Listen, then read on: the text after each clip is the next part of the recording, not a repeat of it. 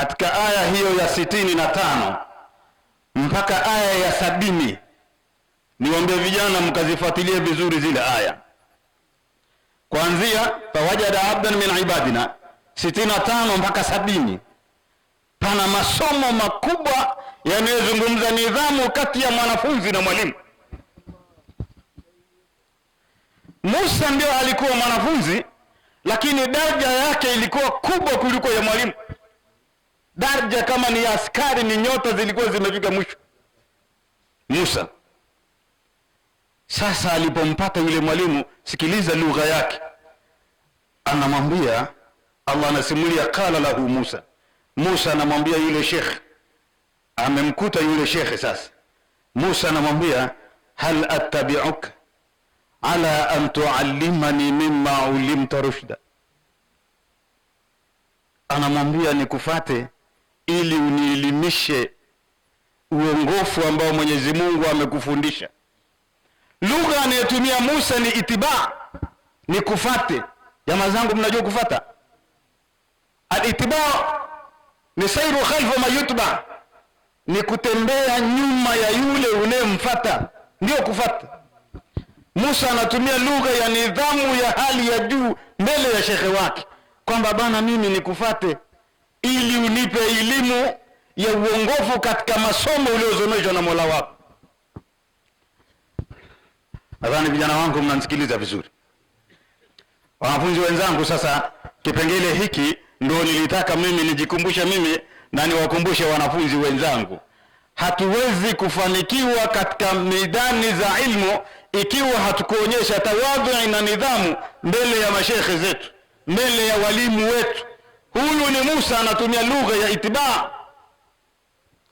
Alafu sikiliza mwalimu kule mwishoni, ingawa mwalimu alimsomesha somo la mwanzo kabisa la subra, innaka lan tastati'a ma'iya, nikaelewa kumbe katika harakati ya ilmu hatua ya kwanza ni subra. Lazima uwe na subra mbele ya mwalimu wako, mbele ya yule ambao unataka upate maalumati kwake. Hatua ya kwanza ni subra,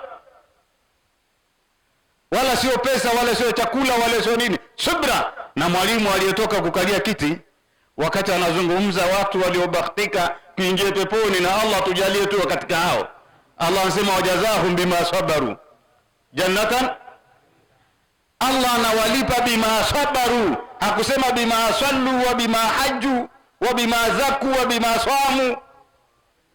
Hawaingizi peponi kwa sababu ya swala ya zaka na hija na nini. Anasema wajazahum bima sabaru jannata wa harira. Ni somo ametuachia mwalimu hapa la subira, na ndio mwalimu anamwambia mwanafunzi mpya aliyeingia madrasa, anamwambia innaka lan tastati'a ma'iya sabra wa kaifa tasbira ala ma lam tuhit bi khibra. Ingawa mwanafunzi alijigamba akamwambia satajiduni insha Allah sabira wala asi laka amra. Musa akamwambia mwalimu, usinikatishe tamaa. Subira tu, satajiduni insha Allah, lakini akaweka insha Allah. Allah akitaka akipenda, haya ni masala ya mashiatillah. Utakuta mimi ni mwanafunzi mwenye subira, na tunakofeli ni kwenye subira.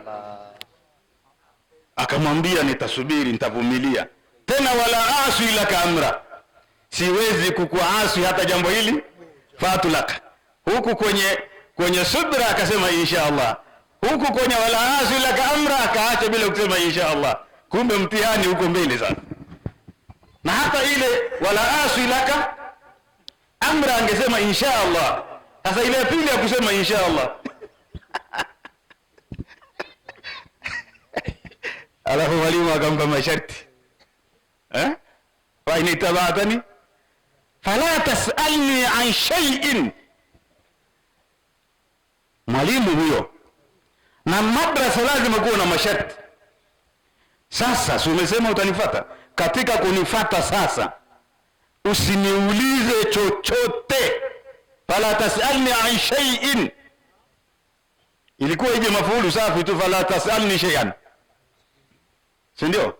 Lakini an shay'in inakuja na an zaida litaakid. Usiniulize chochote, hata wewe vumilia tu paka uhditha laka minhu dhikra. Mimi kama shekhe baadaye nitakukuambia hapa kwa nini nilifanya hivi. Wewe kimya.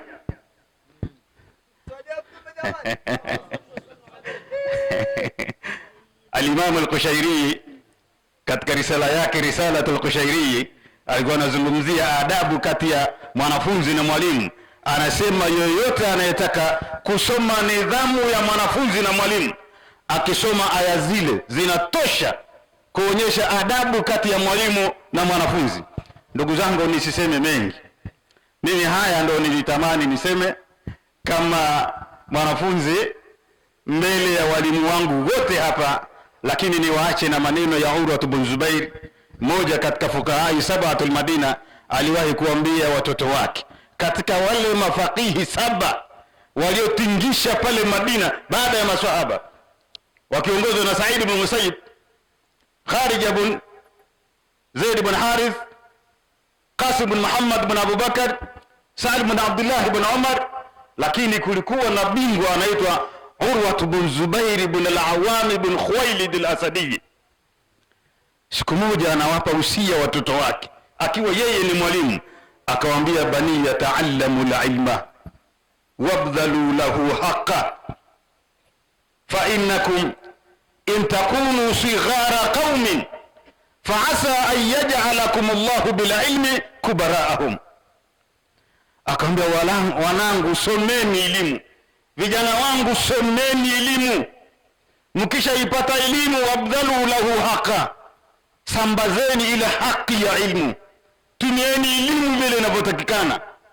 Fa innakum, wanangu, iko hivi, intakunu sighara qaumin, kama nyinyi mtakuwa ni wadogo katika hiyo jamii, watu duni, hamjulikani, hamna rekodi, hamna historia yoyote, si ndio?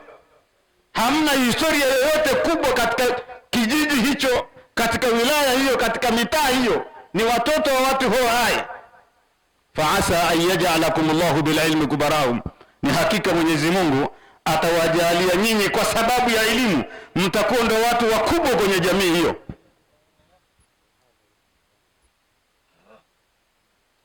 Kisha akasema, wasawatahu, aibu iliyoje, wasawatahu wa hal fi dunya shay'un aqbahu min shaykh jahil. Akasema aibu iliyoje jamani, kwenye dunia kuna kitu kichafu kibaya kama mzee mjinga. Samahani wazee, alikuwa anamaanisha mzee toka kipindi cha ujana umekutana na walimu wangapi mpaka ufike uzeeni bado una sifa ya ujinga? Walimu wangapi umekutana nao hautaki kusoma, hautaki kujifunza? Wa hal fi dunya shay'un aqbahu min shaykh jahil.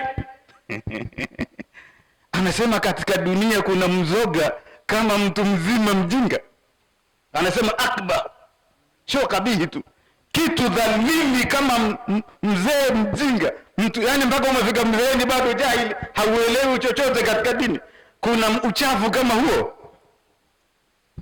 Sio maneno yangu, kaangalie katika suwari min hayati tabi'in, utakutana na haya maneno. Anazungumza Urwa bin Zubair, anawaambia watoto wake, mkifika mpaka ni wazee bado ni wajinga, hakuna mizoga kama nyinyi. Wassalamu alaikum